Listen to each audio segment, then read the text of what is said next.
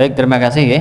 Tadi ada 3 pertanyaan. Pertama adalah ketika nazaknya dengan kematiannya itu agak lama, sehingga kemudian praktek dalam membimbing itu beda-beda, atau proses dalam mentalkin itu beda-beda. Ya, seperti yang kami sampaikan, tatkala membimbing itu hanya mengucapkan la ilaha illallah. Nah, kemudian di masyarakat agak berbeda. Di masyarakat ada ritual membacakan surat Yasin. Nah, ini bagaimana langkah kita ya, atau tanggapan kita dengan fakta seperti itu? Baik Bapak Ibu yang dirahmati Allah, ya, pada prinsipnya mentalkin itu seperti yang dituntunkan oleh Rasulullah, laqinu mautakum la ilaha illallah. Talkinkanlah orang yang menjelang meninggal dunia itu dengan la ilaha illallah, bukan dengan membacakan surat-surat tertentu. Nah, anjuran talkin dengan membaca ya la ilaha illallah itu adalah langsung dari Rasulullah ya, dengan kalimat tersebut. Nah, Bapak Ibu, ketika jenengan sudah berhasil mentalkin dengan kalimat la ilaha illallah, terus kemudian orang tersebut itu mengucapkannya, maka tidak boleh kemudian diajak untuk bicara atau ngobrol. Karena harapannya kalau dia sudah mengucapkan la ilaha illallah, itu kalimat tersebut itu menjadi kalimat yang terakhir. Kalau jenengan ajak dengan kalimat atau jangan ajak ngobrol dengan pembicaraan lainnya, nanti justru pembicaraan terakhirnya itu bukan kalimat la ilaha illallah. Nah, adapun praktek ya, beberapa orang membacakan surat Yasin ini memang terjadi khilafiyah ya. Makanya kalau kita dapati ada orang yang bersikukuh untuk membaca surat Yasin, membacakan surat Yasin terhadap orang dalam kondisi sakaratul maut, ya sudah ya, daripada nanti hubungan kita dengan dia tidak baik ya, justru muncul mudarat yang lebih besar, ya silahkan saja ya.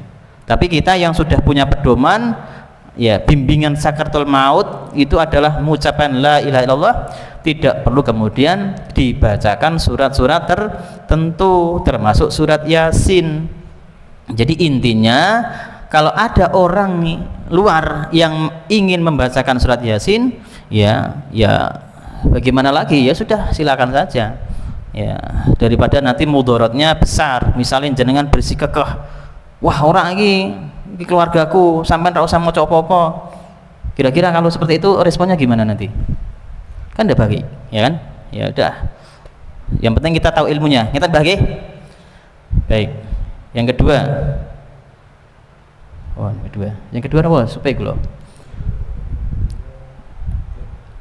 Yang kedua tentang wudhu apa? Kenapa diwudhukan ya? Ya, tentang wudhu ini juga khilafiyah ya. Jadi ada yang memahami jenazah itu diwudhukan karena dia memahami dari hadis Rasul, ibda'na bimayaminiha wa mawadhi'il wudhu'i minha. Ya, mulailah dari yang kanan dari anggota wudhu.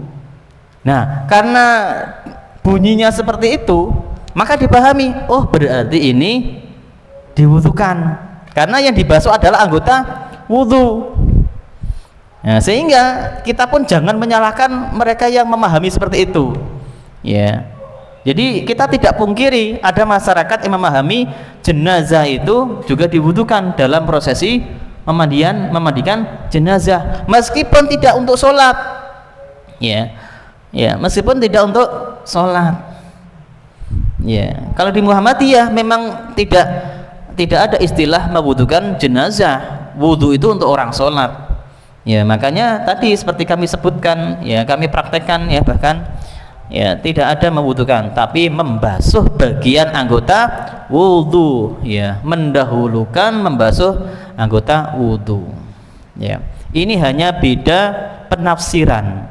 Maka kalau hal ini khilafiyah, hendaklah untuk kita itu untuk berlapang dada. Jadi tidak usah bersikeras ya, bersikeras masalah antara diwudhukan dan tidak dibutuhkan. Ya, kalau ada yang ingin praktek membutuhkan silahkan, kalau enggak juga silahkan. Yang jelas tidak berpengaruh pada sahnya memandikan jenazah. Karena apa? Hal itu hanyalah afdholiyahnya, keutamaannya. Ya. Dan kita pun tadi kan praktek dua cara, praktek mewudukan dan praktek tidak diwudukan. Seandainya yang dimandikan itu adalah jenazah, ya orang kita, ya tidak usah untuk bagian mewudukan itu, ya langsung apa namanya dibasuh yang mulai dari bagian kanan, untuk mewudukannya ditiadakan. Ya, seperti itu, okay? Ya, tinggal kondisinya nanti siapa yang meninggal dunia. Mulane, ya kita ya harus bisa memandikan. Kalau kita tidak bisa memandikan, nanti yang memandikan adalah orang-orang luar yang prakteknya itu kadang-kadang berselisih dengan kita. Bisa dipahami nggih? Jadi dalam masalah khilafiyah kita harus berlapang dada. Oke, itu yang kedua. Yang ketiga apa Mbah? Supaya mulai kula niki, Mbah. Wah, sudah kuduga ini. Ada jamaah yang ingat. Kula nek kon ngiling-ngiling barang niki yo. Sing takon yo lali soalnya.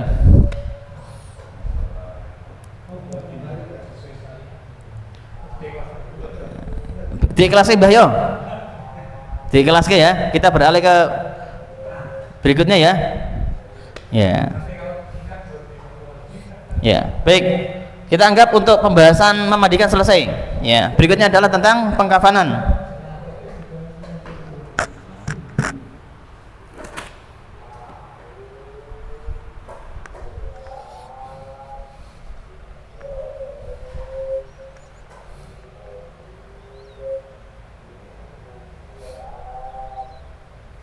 Kalau tidak off bisa enggak, Mas? Dimatikan kan ini, Mas?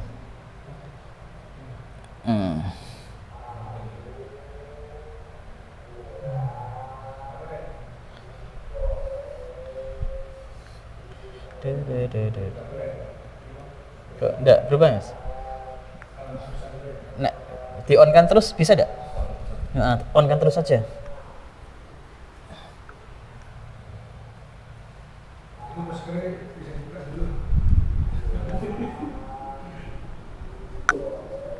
Di on kan terus saja. Insya Allah paham nggih untuk memandikan nggih? Ya. Nanti bisa dilihat di videonya. Oh ya. Lah segini banyak tidak ada ingat pertanyaan ketiga kok. Kenapa? Berarti yo kesalahan bukan pada jenengan, Bah. Sing napa sih?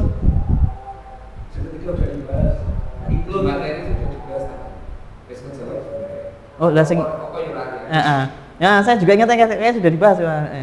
Nanti di pasal sini dicari lagi ya. Ya. Ya. Sing takon yo lali kok.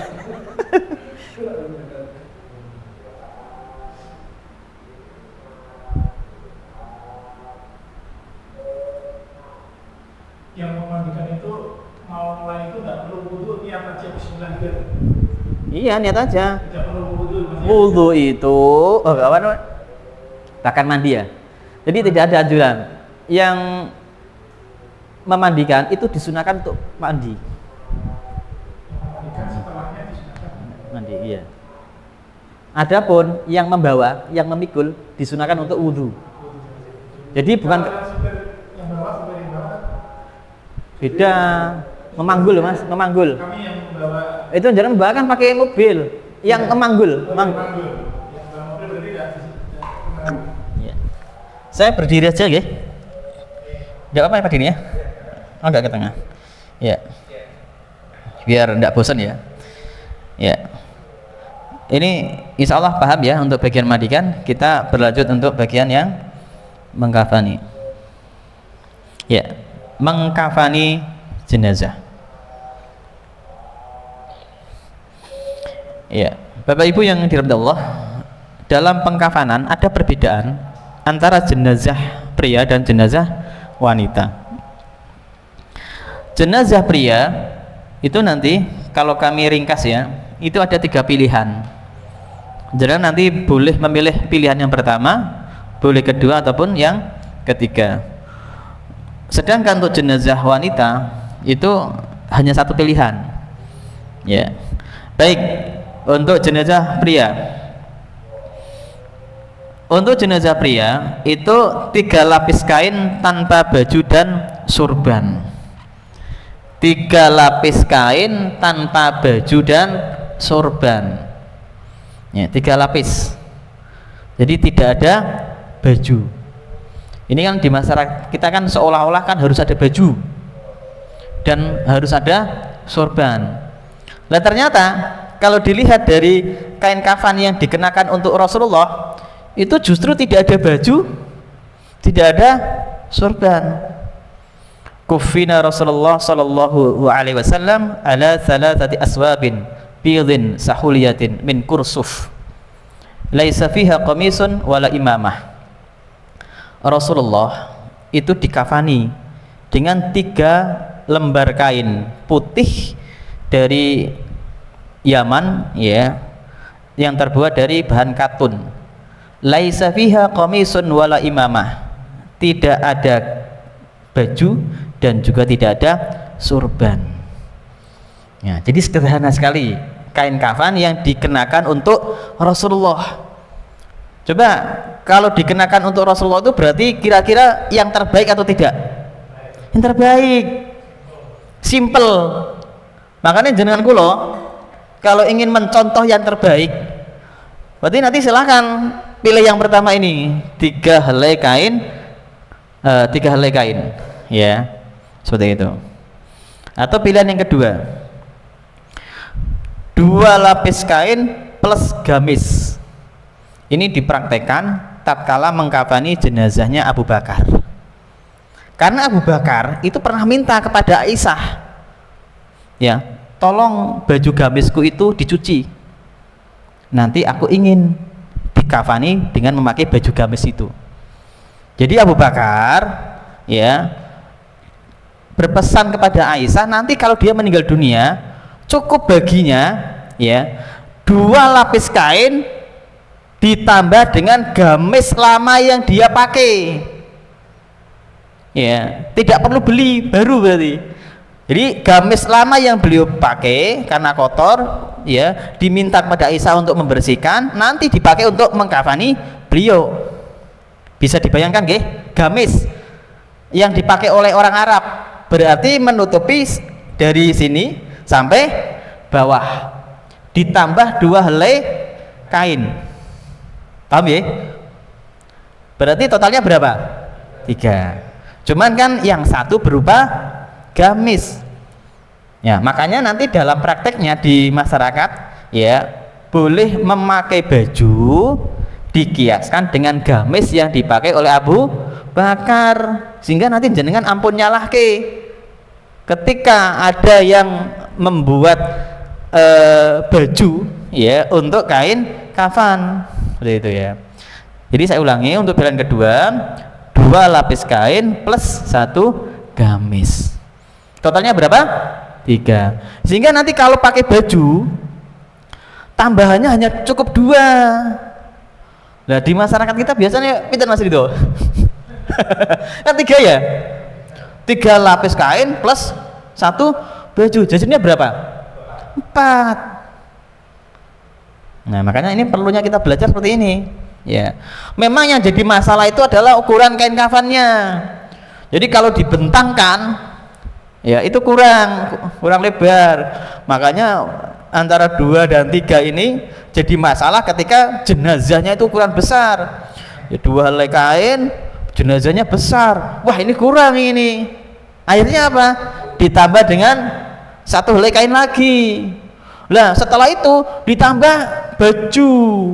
Nah makanya saya sarankan, andikan jenazahnya besar, ya, cukup, ya, 3 helai kain. Jadi jangan milih yang ini, milih yang ini, ya. Tapi kalau jenazahnya kecil, jangan boleh milih yang ini. Ya. Intinya untuk menjaga agar tetap 3 helai. Karena nanti kalau berlebih-lebihan hukumnya makruh. Ya. Berlebih-lebihan dalam menggunakan kain kafan itu hukumnya makruh. Ketentuannya 3 kok jenengan pakai 4, makruh. Nah, nanti beda kalau untuk jenazah wanita. Oke, untuk jenazah laki-laki, anak laki-laki itu relatif lebih sederhana, ya, antara 1 dan 3 lapis kain. Itu insya Allah tidak ada masalah, karena kalau anak kecil itu kan untuk kain kafan yang ada di masyarakat, ya, yang diperjualbelikan itu ya bisa mengcover, ya. Yang jadi masalah itu kalau jenazahnya besar, itu untuk 2 helai kain itu memang agak bermasalah. Makanya tadi kami sampaikan, kalau jenazahnya besar sudah cukup pakai pilihan yang pertama, 3 lapis kain, ya, dengan ukuran yang sama, tanpa baju dan tanpa surban. Ya, jadi perlu kita pahami, baju untuk jenazah ataupun surban untuk jenazah itu bukan menjadi syarat sah dalam pengkafanan. Ya, sehingga jenengan jangan sampai kemudian seperti orang awam, jenazah sudah dikafani sedemikian rupa, tapi karena belum memakai baju atau belum ada surbannya, disuruh untuk membuka, ya, dianggap, kenapa dianggap tidak sah. Ini clear juga, ya. Oke Bapak Ibu, ada 3 pilihan itu. Nah, untuk jenazah wanita, nah ini insya Allah relatif sama, ya, relatif sama pemahamannya. Hanya ada 1 pilihan ini. Disunnahkan untuk wanita itu 5 lapis kain. Nah, 5 lapis kain itu terdiri dari 2 lapis kain ditambah dengan 3. 3 itu apa? Pertama, sarung. Kedua, baju kurung. Ketiga, kerudung. Sarung berarti untuk menutupi auratnya saja. Mulai dari sini, mana nih kok? Niki pusar sampai lutut lah, seperti itu. Itu sarung, atau sampai sini mata kaki. Itu sarung. Terus kemudian yang kedua, baju kurung. Jadi kayak Mbak Lena, baju kurung biasa, mulai dari sini sampai bawah. Yang ketiga, kerudung. Ya, jadi kerudung dianggap 1, baju kurung dianggap 1, sarung dianggap 1. Ada berapa? Ya, 3 ya. 1, 2, 3. Sarung, baju kurung, kerudung. Mudah diingat ya? Plus 2 helai kain. Ya, plus 2 helai kain ini, ya. Berarti ini hampir sama dengan laki-laki, 2 helai kain, ya. Karena seperti pada pilihan kedua, 2 lapis kain plus gamis, ya. Jadi sarung, gamis dan kerudung plus 2 helai kain. Nah, untuk jenazah anak perempuan cukup 1 pakaian plus 2 lapis kain. Ini relatif juga lebih mudah, ya. Baik Bapak Ibu, ini ketentuan untuk kafan jenazah. Sampai sini paham nggih? Paham betul niki? Paham ya? Ya. Peralatan. Peralatan ini ya hampir sama lah. Kita menyediakan tali pengikat, ya. Nanti kita sediakan, kita buat dulu, ya. Ada tali pengikat sebanyak 5 lembar. Terus kemudian kain sebanyak 3 lembar untuk laki-laki dan seterusnya. Oke, monggo Mbah. Ya, silakan Mbah. Ya. Ya. Ikromnya itu kan kiriman daripada haji. Ya. Soalnya akan dibawa ke sana. Ya. Digunakan gimana? Ihramnya untuk mengapa itu? Ya, Bapak Ibu yang dirahmati Allah. Kalau jenengan meninggal dunia, bukan jenengan, kalau seseorang itu meninggal dunia dalam keadaan ihram, ya dia dikafani dengan kain ihram tersebut. Tapi kalau meninggal dunianya tidak dalam keadaan ihram, ya, terus kemudian kebetulan dia mau umroh atau mau haji, ya, kemudian dia memiliki kain ihram, itu tidak ada ketentuan harus ada kain ihramnya yang disertakan. Saya ulangi nggih, tidak ada ketentuan harus disertakan kain ihram tersebut. Kenapa? Meninggalnya bukan dalam keadaan ihram. Ya, nanti ada perbedaan orang yang meninggal dalam keadaan ihram dan orang yang meninggal dalam keadaan biasa. Kalau orang meninggal dalam keadaan biasa, maka dia dikafani seperti biasanya, tertutup rapat. Ya, mulai dari bawah sampai kepala. Ya, kalau orang dalam keadaan ihram, ya nanti bagian kepalanya dibuka. Ya, bagian kepalanya dibuka, tidak boleh ditutup. Ya, maka ada perbedaan dalam pengkafanan untuk orang yang meninggal dunia dalam keadaan biasa dan orang meninggal dunia dalam keadaan ihram. Nah, sehingga kalau jenengan matinya biasa, cuman kebetulan punya kain ihram, ya, maka hukumnya berlaku untuk jenengan meninggal dunia dalam keadaan biasa, bukan dalam keadaan ihram, cuman punya kain ihram untuk keperluan umroh misalnya. Jadi tidak wajib, tidak harus memakai ya kain ihram. Bisa dipahami nggih? Ya. Karena sekali lagi, orang yang meninggal dalam keadaan ihram itu perbedaannya adalah dalam pengkafanan. Kalau sholat sama, menguburkan pun sama, memandikan juga sama. Tapi dalam pengkafanan ini berbeda. Mati biasa tertutup rapat. Tapi kalau ihram, kalau keadaan ihram harus dibuka. Gitu ya. Baik, saya lanjutkan dulu, Mbah ya. Oke. Baik, ini peralatan dan perlengkapan untuk jenazah perempuan. Baik, ini langsung saja ya. Yang sebelumnya untuk laki-laki. Oh, mau diingat dulu? Ya, silakan. Ini peralatan dan perlengkapan untuk jenazah laki-laki. Ya. Kun. Ini alhamdulillah Pak Wandi sudah hadir ini. Nah, ini cara mengkafani, ini intinya. Baik, intinya adalah di slide ini. Saya tanya dulu, yang pemandian sudah paham betul nggih? Ya. Sekarang kita fokus pada cara pengkafanannya ya. Jadi nanti harapannya kita dengan praktek ini jenengan paham ya cara mengkafani dengan benar. Saya ulangi dulu ya, untuk cara pengkafanan jenazah laki-laki ada 3 pilihan ya. Pertama adalah 3 helai kain, 3 helai kain tanpa baju, tanpa surban. Yang kedua, 2 helai kain plus baju. Gitu ya. Kita nanti praktek dua-duanya nggih. Ya. Baik, ya, kita akan praktek. Nah, karena kita praktek, saya minta bantuan Pak Wandi. Baik, pertama yang harus dilakukan adalah ya, letakkan tali pengikat. Berarti kita buat tali dulu. Baik laki-laki ataupun perempuan. Nah, saya minta bantuan Pak Wandi ya, sambil mengkondisikan saya tak menyampaikan penjelasan rian nggih. Ya. Jadi, baik jenazah laki-laki ataupun perempuan ya, itu menyiapkan tali pengikat sebanyak 5. Ya. Disunahkan ganjil. Kalau jenazahnya besar ya, sehingga kalau 5 itu dirasa kurang, boleh ditambah menjadi 7. Ya. Intinya adalah dianjurkan ganjil. Lah, 5 tali pengikat itu posisinya pertama di atas kepala ya, kemudian yang kedua dada, kemudian berikutnya di bawahnya sini pinggul, terus kemudian lutut, kemudian yang terakhir adalah di bawah kaki.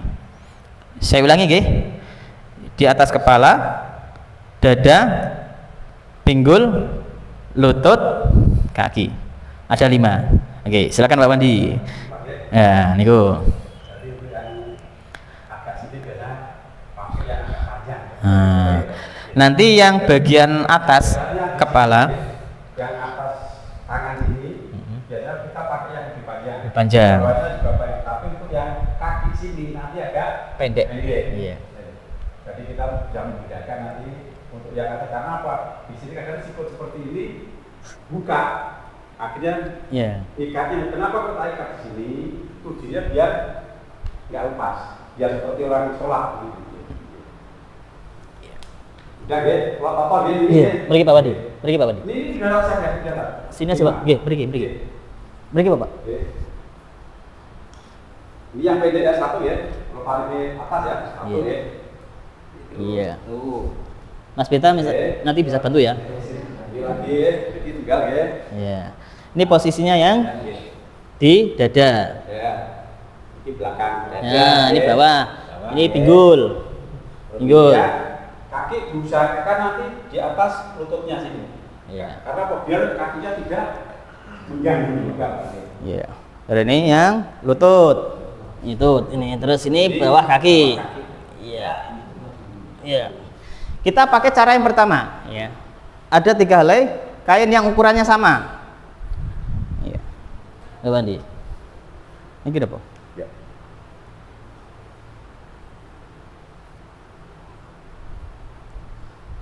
Ini yang simpel Pak, pakai tiga aja. Nah, pakai 3 aja ya. Nah, ini ukurannya Mas Beta tuh jadi. Enggak apa-apa. Ini karena 3.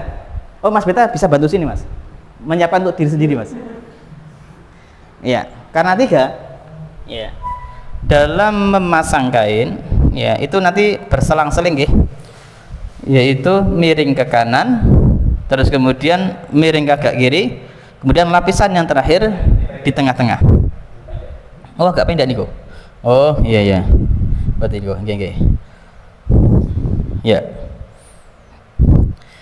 Kita akan praktekkan yang 3 helai kain kafan ya, seperti kain kafan untuk jenazah yang dipakai Rasulullah. Oh iya Pak Pandi. Oh iya. Amit pasti buat ya. Ah, ini kok. Ini gini kok. Mas Peta, dipegangin Mas Peta. Ah, nih Mas Peta. Ah, ini.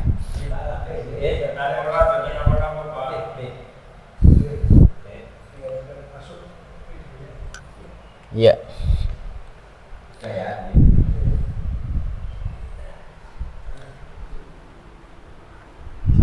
Ya, miring. Miring kanan dulu ya. Iya. Terus kemudian lapisan kedua. Ini kain kafan yang kedua ya.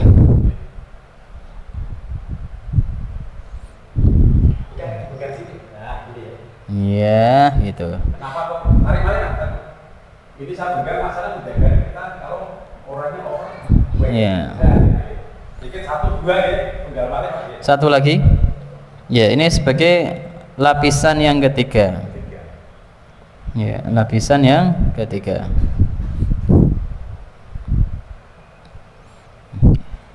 Yang ini dikasihkan tengah. Yang panjangnya ini lebih pendek ya? Ada apa? Oke. Tarik ke atas. Nah, oke. Baik. Bapak Ibu yang dirahmati Allah, jadi ini sudah tersedia ya untuk 3 helai kain. Nah, nanti setelah terhampar seperti ini, silakan untuk ditaburi ya, wangi-wangian, kapur barus, terus cendana ya. Ada enggak di bawah enggak Bapak dia? Enggak ada ya. Terus ini kita anggap ya. Kita anggap kain ini sudah ada di atasnya, ataupun jangan boleh nanti disela-selai ditaburkannya di antara Ini kain ini. Ini nanti yang Iya. 1 2 satu beli kalau baru sama. Iya, cendana. Nah, ini di atasnya kasih kain lagi. Iya, seperti itu. Yang kalau misalnya kok kain kurang, ini akan juga. Kok kebetulan kurang berarti yang punya jenis kecil ini. Tidak apa-apa. Nanti jadi akhirnya bentuknya 3, jadi 3. Jadi ini karena pendek kan 1, jadi tak pas ke tengah. Nah, oke. Iya. Lihat ini nanti. Oke ya. Simpel aja kita kan. Ya, jadi kapur barus cendana di bawah lapis ketiga ini, nggih. Ya, oke, baik. Silakan untuk jenazah memposisikan diri. Ya, Mas Vita. Memposisikan diri Mas Vita. Ya, Mas Vita ini langsung ini enggak apa-apa. Iya. Baik. Oh, ke bawah Mas. Mundur ke bawah. Ini jenazahnya sampai bingung ini. Ya, oke. Seperti ini ya. Kita tinggal bungkus sebelah sini. Dan nanti untuk bungkus ini kita usahakan kalau bisa tangan kiri itu yang di bawah, tangan kanan di atas. Ya Mas, tangan kirinya di bawah Mas. Ya, ya di bawah ya. Ya, ya. Seperti ini. Ini Pak pas besar kayak tadi ini. Ya. Setelah gini Pak ya, kita tutup. Ini kita pakai cara yang praktis. Masalah yang bisa itu nggak sama kadang-kadang. Jadi kadang-kadang harus dilangi seperti ini, kadang solusi padahal yang benar itu kalau orang laki-laki hanya pakai 3 ini Pak Pak. Iya. Nah kalau yang perempuan biasanya tak tambah lagi Pak buatkan basahan baju, kain sarung, sama tak buatkan udung gitu. Iya. Pak Mandi sering bicara kalau mic-nya. Oh iya. Ya, silakan. Nggih. Sampun nggih. Ini Pak nggih, misalnya jenazah sudah diterlentangkan ya. Sudah terlentang seperti ini. Kemudian tangan disedekapkan seperti orang sholat. Jadi tangan kiri di bawah, tangan kanan di atas seperti ini. Nah. Jadi untuk orang yang laki-laki kita cukup pakai 3 lapis saja. Jadi yang untuk perempuan tak tambah lagi, ada basahan sarung 1 Pak ya, ada baju 1 kurung, sama dibuatkan kudung. Tapi kadang-kadang di desa jaluke kon gawe ke baju juga. Baik, ini praktek yang ini aja nggih. Yang pertama nggih, sampun nggih. Coba kula prakteke nggih. Monggo. Wit Mas. Baik. Sekarang silakan perhatikan ya. Dibantu, udah apa? Dibantu. Kita akan praktek untuk pilihan yang pertama ya. 3 helai kain. Iya. 1 dari sini Pak. Iya. Nah, sambil. Nah. Sebelah sini Pak. Yang 1 ini. Iya. Iya.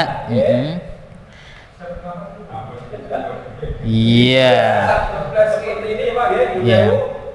Kali ini dimasukkan di bawahnya. Masukkan. Nah, gitu.